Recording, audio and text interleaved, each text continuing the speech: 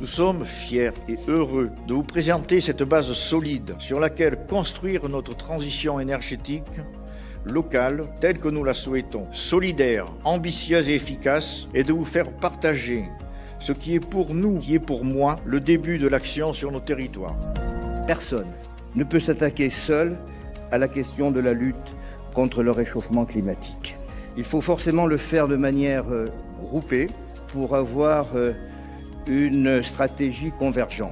C'est une belle initiative que celle du syndicat des énergies de la Haute-Vienne, que d'avoir organisé aujourd'hui cette convention des territoires pour le climat, l'air et l'énergie. Construisons des synergies et agissons, c'est un peu le mot d'ordre qu'on pourrait se donner. En tout cas, c'est le message que je voulais vous faire passer au nom de l'État, au nom du préfet du département.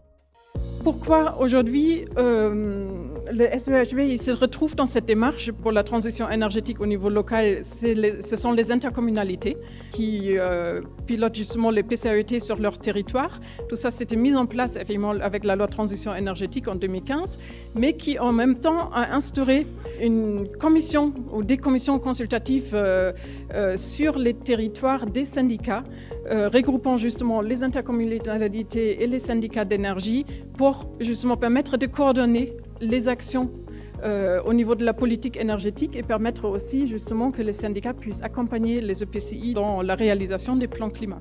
L'idée de cette stratégie, c'était vraiment de la construire concertée, définir des objectifs et des orientations à court, moyen et long terme. Justement, les cadres réglementaires, c'est en gros 2021, 2026, 2030, 2050.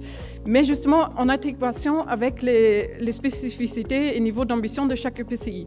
Au niveau des consommations énergétiques, l'objectif était fixé à arriver à moins 44% des consommations d'ici 2050. Les émissions de polluants, là, on voyait de toute façon, il y a la marge de manœuvre être un peu moindre. Du coup, l'objectif est fixé à moins 27%, essentiellement pour l'industrie, moins 46%, le transport, moins 45% et justement l'habitat, moins 47%. Les énergies renouvelables, c'est l'autre grand sujet phare finalement des plans climat. L'objectif d'ici 2050 est fixé à plus 46%.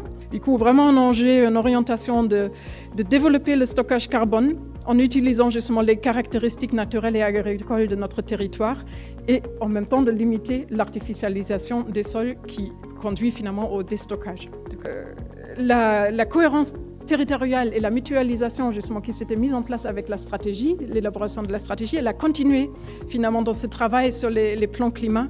Et finalement, on avait beaucoup de réunions et des ateliers inter-EPCI, justement plusieurs EPCI qui se sont regroupés. Et ça a permis aussi effectivement de mobiliser mieux des acteurs et aussi l'émergence d'actions mutualisées sur plusieurs territoires. Ce qui m'a marqué dans les réponses qu'on a eues, c'est qu'on a eu clairement une demande massive d'un Big Bang des transports en commun. Ça a vraiment essentiellement porté là-dessus, la demande des citoyens. C'était vraiment, faites quelque chose, ce qu'on a est très sous-dimensionné, on veut pouvoir se déplacer facilement, on veut pouvoir avoir une vraie alternative à la voiture. On tient à ce que tout le développement des énergies renouvelables se fasse de manière citoyenne, c'est-à-dire que les citoyens soient impliqués financièrement avec les collectivités dans le développement de ces énergies. C'est finalement l'accompagnement au changement de comportement. Voilà, on l'a dit, la transition, les transitions énergétiques, écologiques, le changement climatique, ça concerne tout le monde. Et il y a du temps aussi à consacrer, du temps d'animation. Il faut faire le relais, il faut passer du temps. Alors, pas uniquement pour faire adhérer de manière obligatoire à des équipements d'énergie renouvelable, mais parfois pour les faire désirer. Donc il y a un travail déjà de fond qui est réalisé et le syndicat a accompagné les intercommunalités dans l'élaboration de leur plan climat, air, énergie territorial. La DTT a été un de ces acteurs qui a aussi travaillé avec les collectivités et le syndicat pour arriver à la bonne finalisation de ces plans qui maintenant vont devoir concrètement être déclinés en actions qui permettront, je le pense, d'améliorer la situation sur le territoire de la Haute-Vienne, déjà bien engagé en la matière. Commençons déjà par cette sobriété et commençons par s'occuper de la demande d'énergie. Sans parler de restrictions, évidemment. Il ne s'agit pas de se restreindre. Il y en a malheureusement qui sont obligés de le faire, et ça aussi c'est un problème. Et la sobriété, ça permettra aussi le partage, c'est-à-dire de faire en sorte que tout le monde puisse avoir une réponse à ses besoins. La Fédération nationale des collectivités concédantes et régies, la FNCCR, va fédérer plus de 850 collectivités au sens large, avec les syndicats d'énergie, avec les syndicats d'électricité, les autorités organisatrices de l'énergie, les collectivités au sens large. Elle va les accompagner, les conseiller, elle va être le médiateur des collectivités auprès de l'État. En effet, l'État impulse les lois, puis elles sont déclinées et concrétisées au niveau territorial. Et le rôle de la FNCCR, c'est faire réaliser des projets concrets. Donc d'une part, elle va faciliter les lois, et d'autre part, elle va pouvoir aider et financer des projets de développement, notamment qui soient cohérents, efficaces et durables sur le territoire. Nos travaux se font toujours de façon pragmatique. Le syndicat est une collectivité territoriale. On ne vend pas d'énergie, on ne vend pas de système.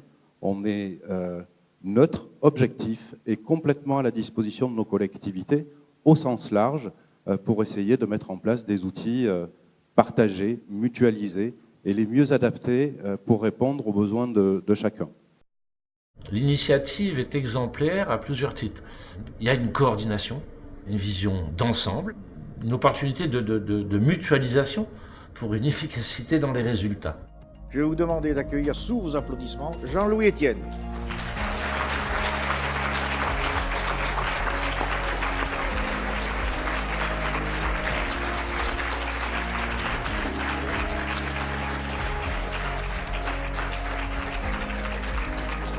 Nous allons vers une période de réchauffement lent, et vous voyez ici ce qui se passe, c'est que ici nous sommes là, une espèce d'accélération très rapide de la teneur en gaz carbonique et l'élévation de la température.